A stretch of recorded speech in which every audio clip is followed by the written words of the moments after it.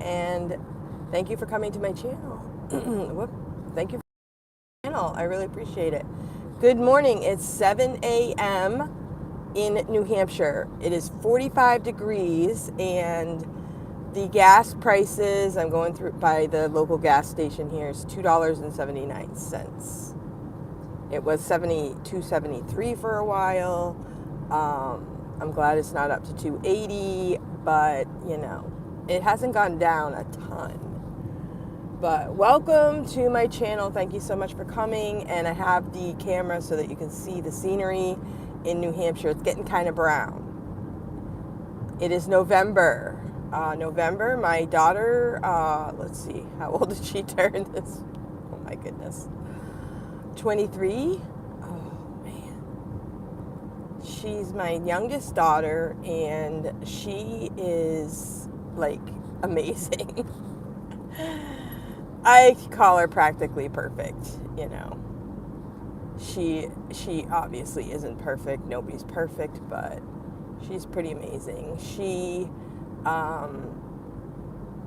My youngest girl, I believe my oldest was 16 when she was born, and she really wasn't that happy about having a new child. But once the child was born, I'm telling you, my daughter's name is Lily. She was the spitting image of my oldest daughter. So I used to say not everyone gets to watch themselves grow up.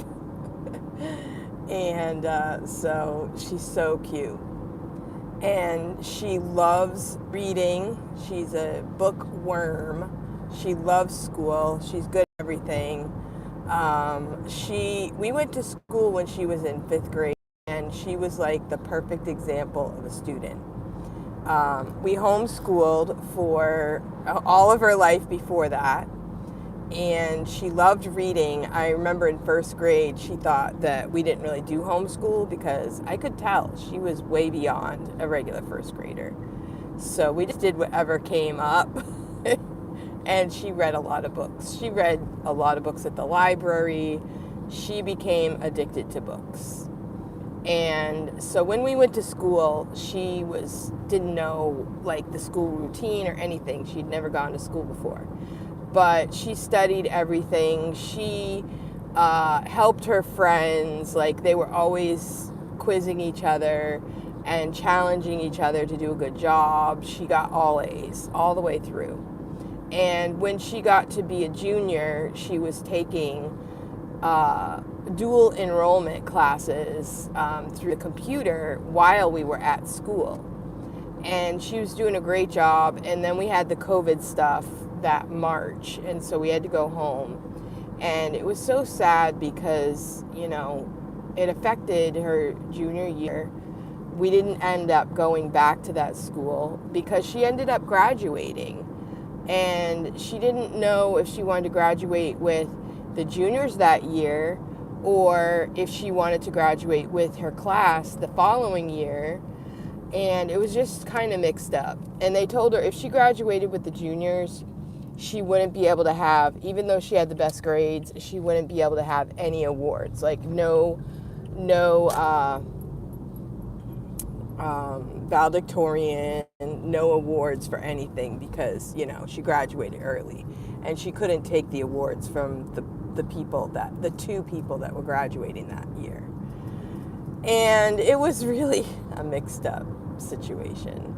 We went to a small Christian school, and they made the executive decision that yes, you can march, but you're going to have to wear a mask and you can't get any awards. So what kind of kid wants to join in with that program?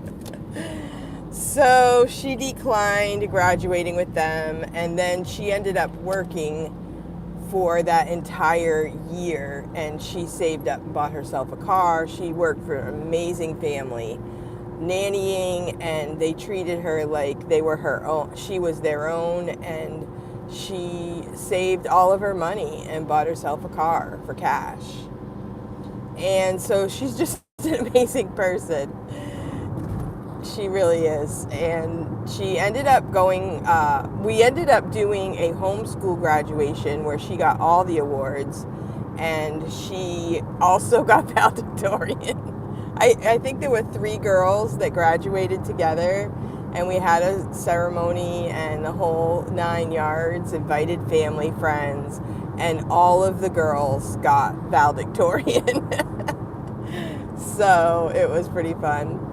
And so we had a great time with that. And then she went off to college in South Carolina, and she graduated in the, like, they have like a honors class, and she graduated with high honors in the honors class. So I'm telling you, she is amazing. And now she works for a group that helps, like, counseling type group. That's kind of what young people are doing now, counseling after the mess we've made with this country. We need lots of counselors.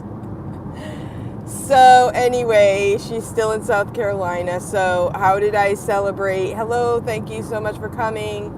I appreciate you guys. Please give a thumbs up. Please give me a few minutes watch time. I really appreciate it. My name's Cindy. I'm a teacher on my way to school. I also have 13 children, which, makes me kind of odd. But I'm talking about my youngest girl right now. She just had a birthday. And so right now she's not in college, but she's living in South Carolina.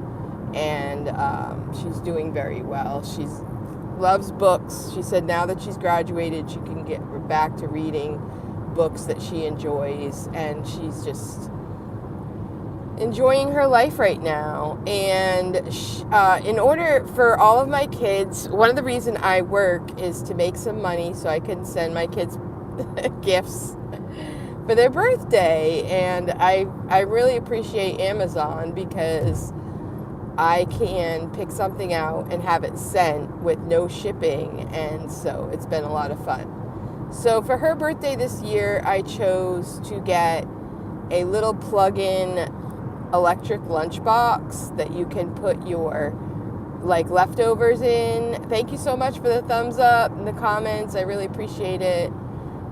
It's like you plug it. I think it has an adapter. You can plug it in your car, but she doesn't really need that. But you can go to work, plug it in. I actually have one, and I'm bringing it to school right now with some beef stew in it.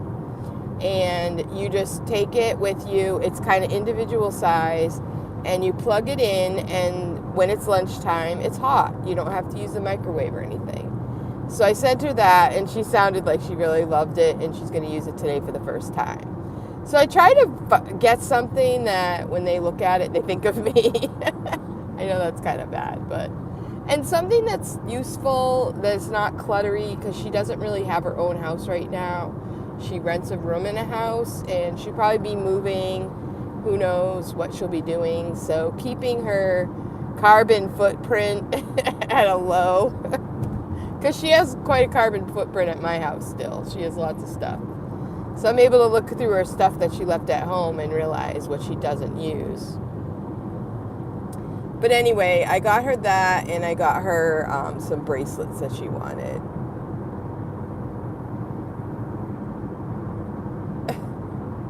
Do you think you can wish me a happy birthday? Happy birthday! Is it Tatiana? Tatiana, happy birthday, Tatiana.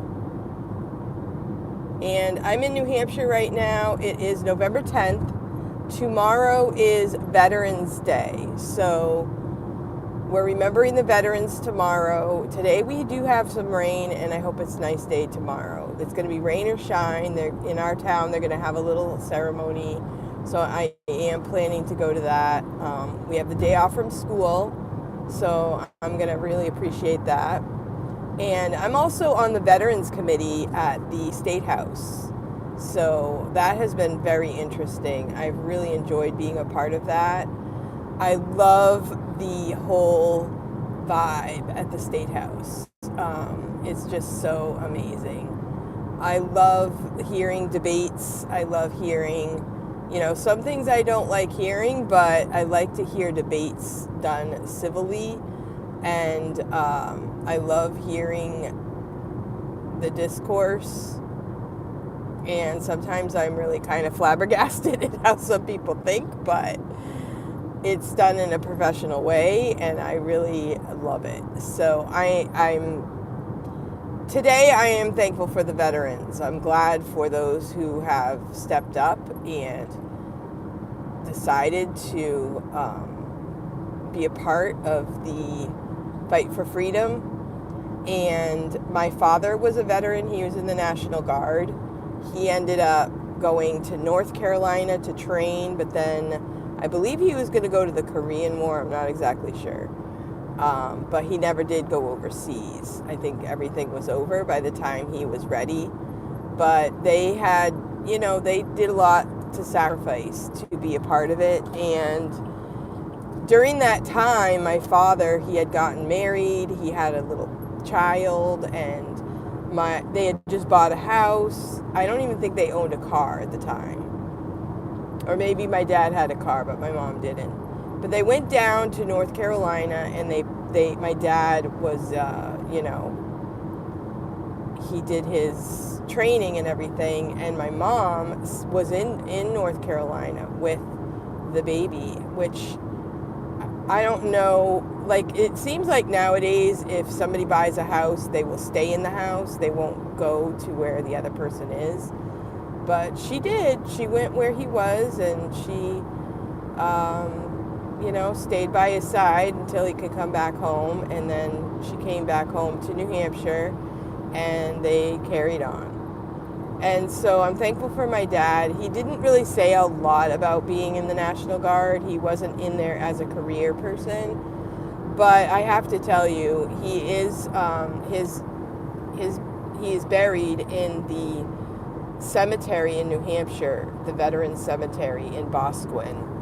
And it is amazing. And the ceremony they had for him there was unbelievable. They honor the veterans and with these ceremonies, and they will try to find someone that knew your person and give a story. And when my dad's funeral was at the end, they folded up the flag and they gave it to my mom, and they had a little story, like the guy that gave my mom the flag said that he knew someone who knew someone, and thanked him for his service. Like, they find a connection to that veteran, which is amazing.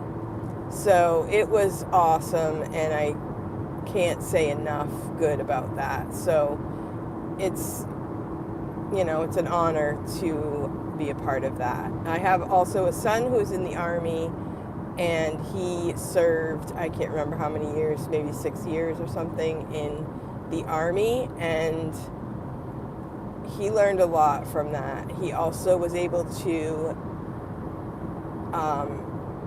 use the, the college money. Can't remember the name for it at the moment. But the college money that if you get, once you get out of the Army, you can go to college. So he was able to do that. And so he's gotten some education that way. So that's been a blessing.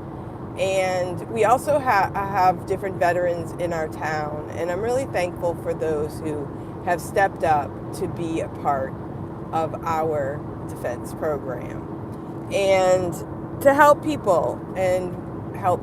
It's been a situation where we've helped people all around the world. On the Veterans Committee, there's a man who's also has a son who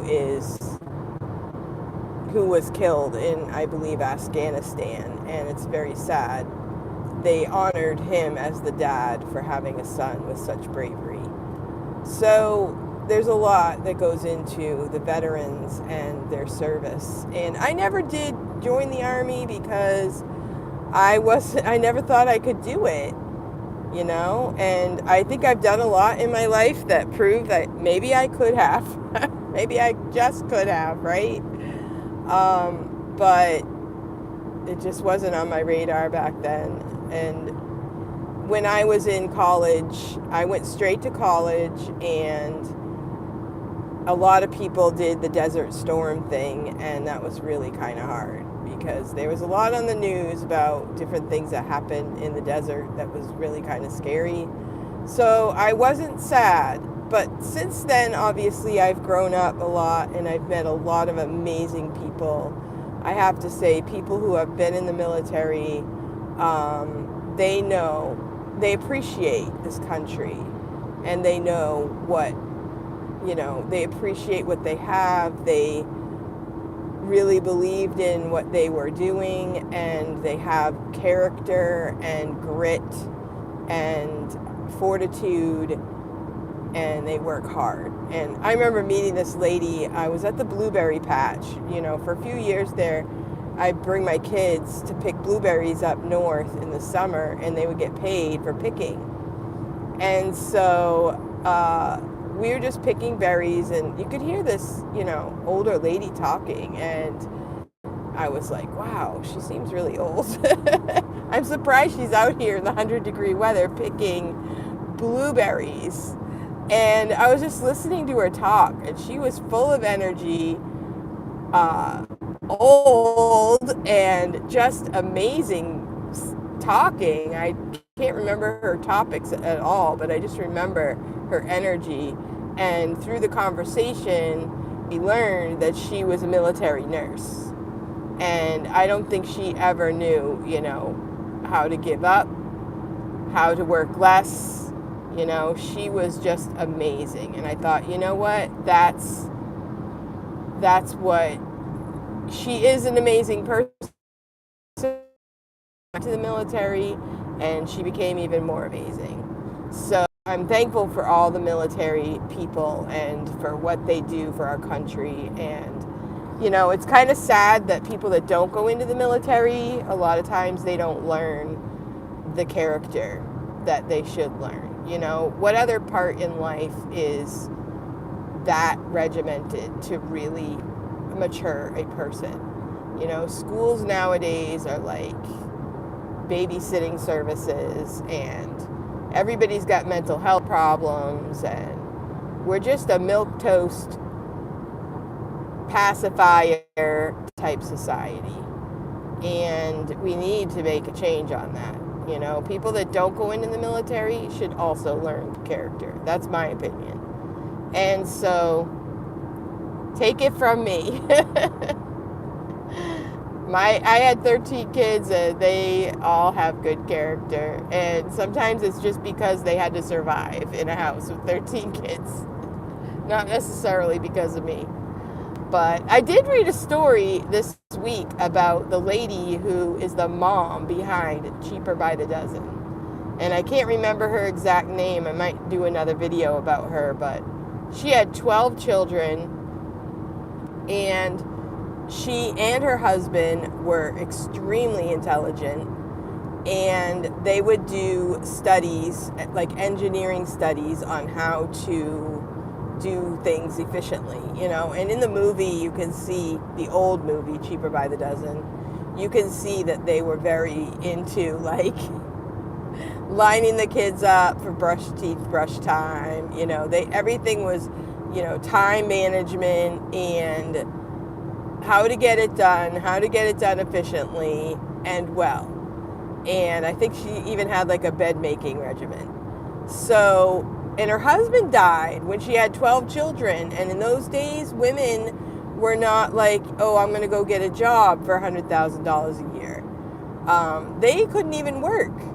So she had I believe she had an engineering degree. She also, I think throughout her life, got like 20 honorary doctorates. But the story is that she studied home management, and she studied women in the kitchen. And because of her work, our appliances and counters are at a certain height and in a certain placement in the kitchen for efficiency.